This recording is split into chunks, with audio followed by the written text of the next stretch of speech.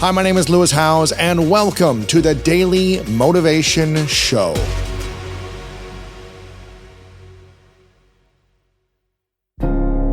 All the research suggests that happy people are really social.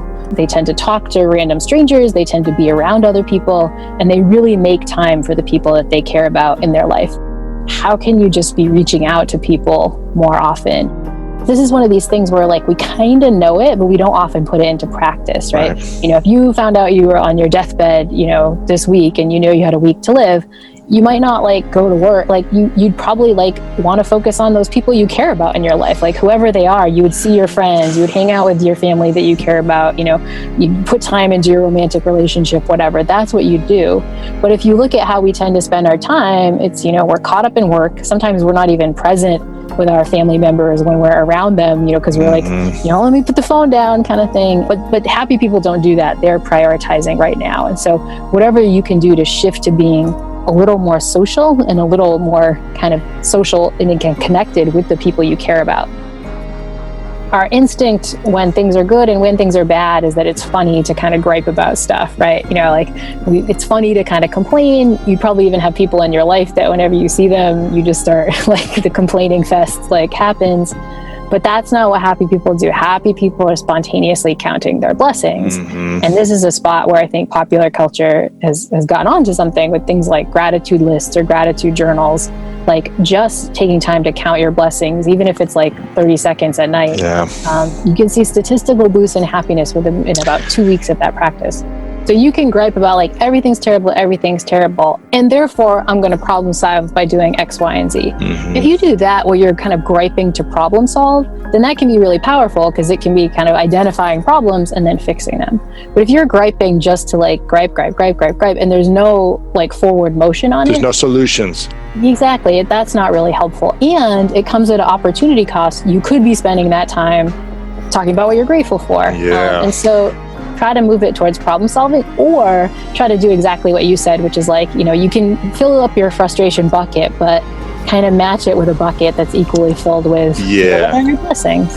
But it's also just paying attention to your body and where you are with things. I mean, we mentioned this a little bit when you're thinking about the griping of afterwards, after that gripe fest session, I'm I feel kind of yucky, maybe after you do something nice and give somebody something at Starbucks, you have a presence and notice I feel kind of good, my heart feels warmed, I'm breathing in a different way, and so on. And so I think, we constantly have these theories about what we should be doing with our time.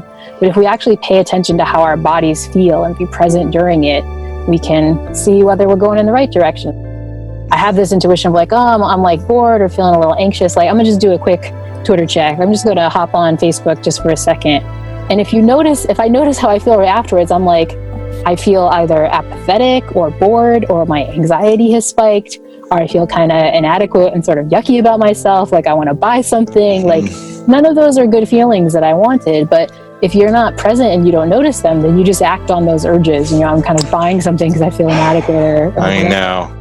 So imagine you come in, I'm a doctor, and you come into my office and you say, hey doctor, I have high blood pressure, I'm a little overweight. I'd be you need to hit the treadmill every day for a half hour. But if you walk into my office and you're clutching your heart and you're I'm in acute cardiac arrest, doctor, what do I do? I'm not going to say, hey, get on the treadmill because you need to hop on the treadmill today, right? You need something different. And I think, if your listeners are feeling acutely suicidal, you're in the midst of a panic attack, I'm not going to say, hey, write a little gratitude list right now. You're going to need a different kind of care. You're going to need something that deals with something much more acute. And I think, medications in those cases, professional therapy, those are tools we know empirically tend to work. And there's lots of individual differences of who it works better for and so on. But those are tools that are there for acute cases. I think if you're just kind of feeling I'm a little depressed and I'm not flourishing right now, or I'm feeling really anxious in the current situation, that's when you're in the kind of crisis where a lot of these long-term tools can really help. These tools that build on themselves over time. You start with baby steps, and then these things become habits that you're doing all the time that are protecting your mental health. But it's possible to rewire our habits, just like it's possible to become healthier in terms of our physical fitness or lose a bunch of weight or something like that, right? You can do it, but it's not you go to the gym once and then you're good and then you pack up your gym bag and that's it. You actually have to put in constant effort. And so the research suggests that it's for sure possible to change your levels of happiness. Every single one of your listeners could achieve higher levels of statistical well-being. It's not going to be perfect all the time. It's not going to change, but everybody can get better. But to do that, it takes work. It takes sleep and exercise every day. It takes being social even when you don't feel like it. It takes being other oriented when you're kind of in selfish mode. You have to do those habits over time. The good news is as you do them more and more, and I think as you see the benefits, kind of like as you said in your own story, it becomes a little easier to do it, both because it's kind of like a habit that you're used to, but also you've seen the rewards. So when you're kind of not feeling it, you're like, okay, I'm really craving this ice cream right now, but maybe it's better for me to just hit my yoga mat instead, right? Yeah. So you kind of know a little bit what's going to work better. One of the challenging things about this work is that just knowing the science doesn't change my intuitions, right? I know all the things I'm supposed to be doing, but that doesn't instantly mean that I'm doing them.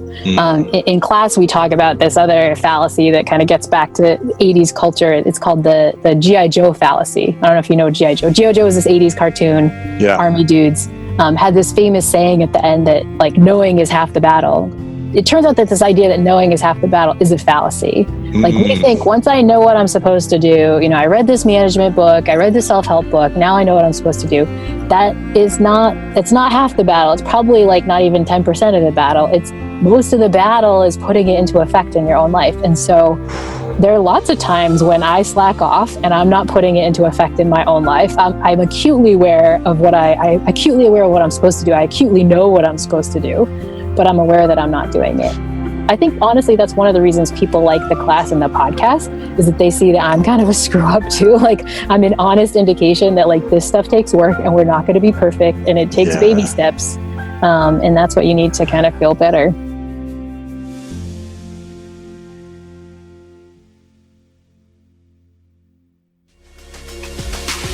I am so excited for you to finish the rest of your day strong. If you enjoyed this episode, make sure to click the link in the description and it'll take you to the full episode of my other show, The School of Greatness. Make sure to come back tomorrow for another episode of the Daily Motivation Show.